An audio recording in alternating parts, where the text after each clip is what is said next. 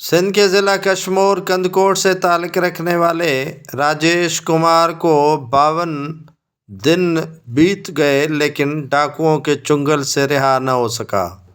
ڈاکوؤں نے راجیش کمار کا ویڈیو اپنے سوشل میڈیا اکاؤنٹ پر رکھا تو شہری بھی طیش میں آ گئے۔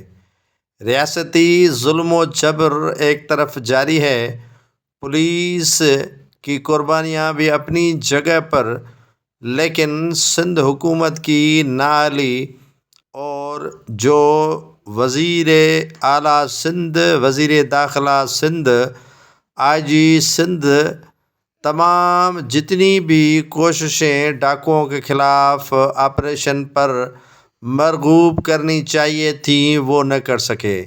ڈاکوؤں کے چنگل سے راجیش کمار آزاد نہ ہوا تو ان کے ورثاء اور دکاندار بھی بن گئے سراپا احتجاج۔ انہوں نے کشمور میں شٹر بند ہڑتال کر دی اور احتجاجی دھرنا دیا۔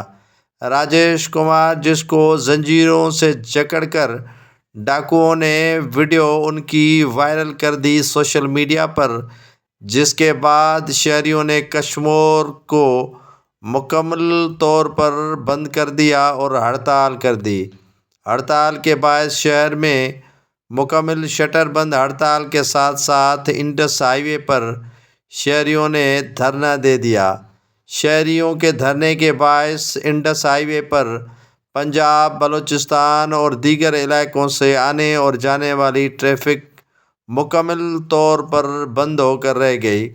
شہر بھی مکمل ویرانی کا سامنا کر رہا تھا۔ شہریوں کا ایک ہی مطالبہ ہے کہ راجیش کمار کو 52 دن بیت گئے ہیں لیکن ڈاکوؤں کے چنگل سے انہیں رہا کرنے کے لیے انتظامیہ تحرک نہیں اٹھا رہی۔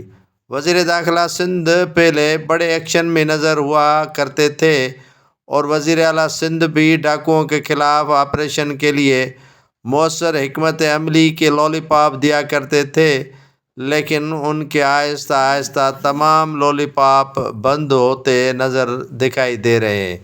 شہری اپنی مدد آپ کے تحت اپنی حفاظت کرنے کی جتنی ان سے کوشش ہو سکتی ہے وہ کر رہے ہیں، لیکن اس کے باوجود بھی ڈاکو ان سے زیادتی کسی نہ کسی طریقے سے کر کے چلے جاتے ہیں، یا کسی کے گھر سے ڈکیتی ہو جاتی ہے، یا کسی کو اغوا کیا جاتا ہے، یا بھتہ اور تاوان کے لیے پرچیاں ان کو دی جاتی ہیں۔ اگر نہ دینے کی صورت میں ان کے جان اور مال کا نقصان کیا جاتا ہے۔ سندھ حکومت کو چاہیے کہ اس طرف بھی تھوڑی توجہ ضرور دے۔